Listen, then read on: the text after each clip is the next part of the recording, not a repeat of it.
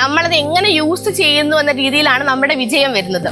എന്നിലെ അധ്യാപികയെ തിരിച്ചറിഞ്ഞത് ഞാനൊരു 4ാം ക്ലാസ്സിലായിരിക്കുമ്പോഴാണ്. വളരെയധികം കൗതുകം തോന്നിയത് കേൾക്കുമ്പോൾ. ഞാൻ എൻ്റെ ഗ്രാജുവേഷൻ കഴിഞ്ഞതോട് കൂടിയാണ് PSCക്കായിട്ട് പ്രിപ്പയർ ചെയ്യാനായിട്ട് തുടങ്ങിയത്. നാളെ ഞാൻ ഒരു പ്രൊഫഷണൽ കോഴ്സ് ചെയ്യുമ്പോൾ ഉറപ്പായിട്ടും എൻട്രി എന്ന് പറയുന്ന പ്ലാറ്റ്ഫോം തന്നെ യൂസ് ചെയ്യുമെന്ന് ഞാൻ ഉറപ്പാക്കിയിരുന്നു. നമസ്കാരം, ഞാൻ അഞ്ജലി. കൊല്ലം ജില്ലയിലെ ആയൂരിനടുത്തുള്ള അർക്കന്നൂർ എന്ന ഗ്രാമപ്രദേശത്താണ് ഞാൻ താമസിക്കുന്നത്. ഇക്കഴിഞ്ഞ LPST എക്സാമിൽ കൊല്ലം ജില്ലയിൽ നിന്നും തന്നെ 13ാമത്തെ റാങ്ക് കരസ്ഥമാക്കാൻ എനിക്ക് സാധിച്ചിട്ടുണ്ട്. വളരെയധികം അഭിമാനവും അതിയായ സന്തോഷവുമുള്ളൊരു മുഹൂർത്തമാണ് എനിക്കിത്. ഇന്നത്തെ കാലത്ത് ഒരു ഗവൺമെന്റ് ജോലി നേടുക എന്നതുള്ളത് ഒരു ബാലികേറ മലയായിട്ടാണ് എല്ലാവരും കണക്കാക്കുന്നത്. അത് മാത്രമല്ല, നമുക്കൊരു ഗവൺമെന്റ് ജോലിയുടെ ആ ഒരു സേഫ്റ്റിയും സെക്യൂരിറ്റിയും ഒക്കെ എനിക്ക് നല്ല രീതിയിൽ മനസ്സിലാക്കാൻ സാധിക്കും. കാരണം എൻ്റെ അമ്മ ഒരു സർക്കാർ ഉദ്യോഗസ്ഥയാണ്.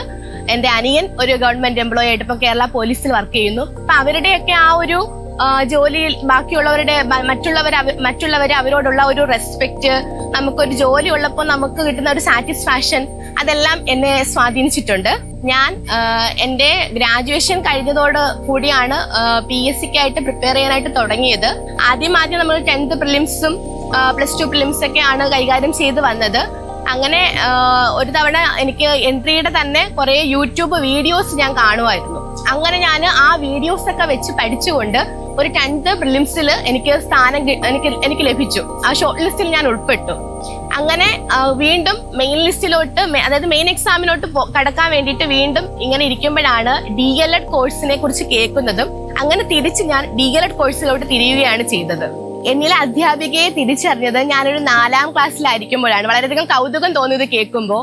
ഒരു അധ്യാപക ദിനത്തില് ഒരു അധ്യാപികയായി വേഷം കിട്ടാനുള്ള ഒരു അവസരം എനിക്ക് ലഭിച്ചു. ഒരു 4ാം ക്ലാസ്സുകാരിയെ സംബന്ധിച്ച് ഒരു സാരിയൊക്കെ എടുത്ത് ചുറ്റി ഒരു ചെറിയ ചൂരലൊക്കെ കൊണ്ട് നമ്മുടെ കൂടെ പഠിക്കുന്ന സഹപാഠികളെ പഠിപ്പിക്കാനുള്ള ഒരു അവസരമാണ് എനിക്ക് ലഭിച്ചത്.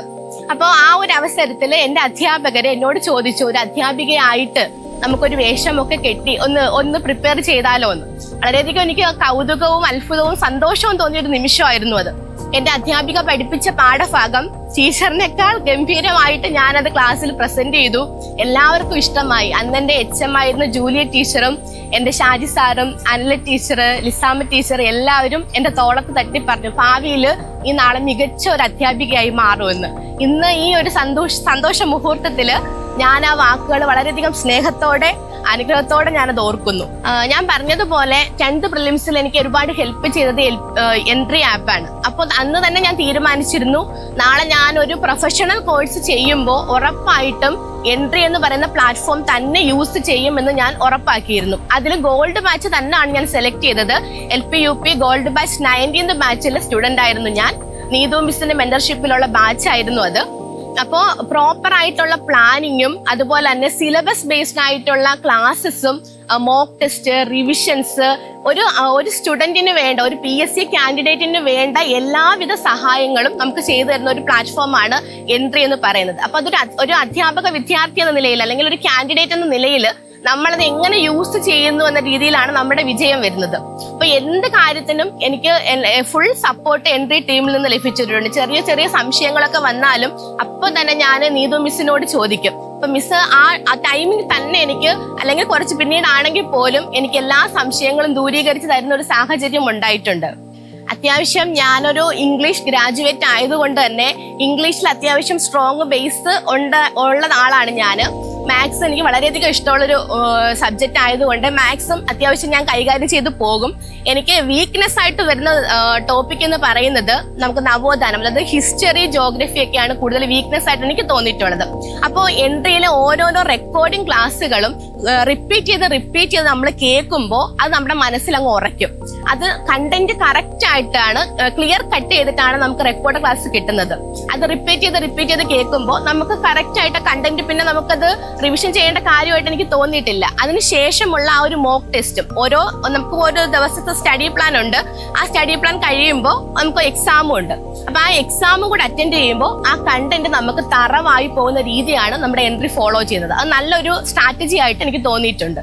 +2 എക്സാമിന് ശേഷം എല്ലാവരും ചെയ്യുന്ന പോലെ ഞാനും ഒരു തവണ എൻട്രൻസ് കോച്ചിങ്ങിന് പോവുകയുണ്ടായി. പക്ഷേ ഫലത്തിൽ എനിക്ക് നിരാശയാണ് ഫലമായിട്ട് ഉണ്ടായത്. കാരണം എനിക്കത് സ്കോർ ചെയ്യാൻ പറ്റിയില്ല. അങ്ങനെ ഞാൻ ഒരുപാട് നിരാശപ്പെട്ടു. അങ്ങനെ ആ നിരാശയിൽ വളരെയധികം കളിയാക്കലുകളും പരിഹാസങ്ങളും ഒക്കെ നേരിടേണ്ടി വന്ന ഒരാളാണ് ഞാൻ. ആ കളിയാക്കിയവരെ കൊണ്ട് കൈയടിപ്പിക്കണം എന്നായിരുന്നു എൻ്റെ ഒരു മധുര പ്രതികാരമായിട്ടാണ് ഞാൻ ഇതിനെ കണ്ടത്. ആ ഒരു വാശിയോടെയാണ് ഞാൻ ഈ ഒരു എക്സാം ഫോക്കസ് ചെയ്തതും പഠിച്ചതും റാങ്ക് നേടിയതും. അപ്പൊ എന്നെ പോലെ ഇങ്ങനെയുള്ള സാഹചര്യങ്ങൾ ചിലപ്പോൾ എല്ലാവർക്കും നേരിട്ട് വിജയത്തിലോട്ട് എത്തണമെന്നില്ല. പരാജയങ്ങൾ കൂടെ തന്നെ ആയിരിക്കും നമ്മൾ വിജയത്തിലോട്ട് എത്തുന്നത്. അപ്പൊ അങ്ങനെ എത്തുന്ന ആ ഒരു സന്തോഷം എന്ന് പറയുന്നത് പറഞ്ഞറിയിക്കാൻ കഴിയുന്നതിനും അപ്പുറമായിരിക്കും. അപ്പൊ എന്നെ പോലെ ഇതുപോലെ പരാജയങ്ങൾ നേരിട്ടവരും ഉണ്ടായിരിക്കാം. അപ്പൊ അവർക്കും ഞാൻ ഉറപ്പ് പറയുകയാണ്, നമ്മൾ നിത്യാഭ്യാസി ആനയെ എടുക്കും എന്ന് പറയുന്നത് പോലെ കൃത്യമായിട്ട് കഠിന പ്രയത്നം ചെയ്യുകയാണെങ്കിൽ നമുക്ക് ഉറപ്പായിട്ട് നമുക്ക് ജോലി ലഭിക്കും. പക്ഷെ നമ്മൾ ഒരിക്കലും ഡൗൺ ആവാൻ പാടില്ല. നമ്മൾ അത് തന്നെ ഫോക്കസ് ചെയ്ത് മുന്നോട്ട് പോകണം. നമുക്ക് കിട്ടും, ഉറപ്പായും നമുക്ക് കിട്ടും എന്നുള്ളൊരു വിശ്വാസത്തോടെ നമുക്ക് നേടിയെടുക്കാൻ തന്നെ പറ്റും എന്നുള്ള ഒരു വിശ്വാസത്തോടെ നമ്മൾ മുന്നോട്ട് പോയാൽ നമുക്ക് ഉറപ്പായിട്ട് നമുക്ക് വിജയം കൈവരിക്കാനായിട്ട് സാധിക്കുമെന്നതിൽ ഞാൻ ഉറപ്പ് നൽകുന്നു.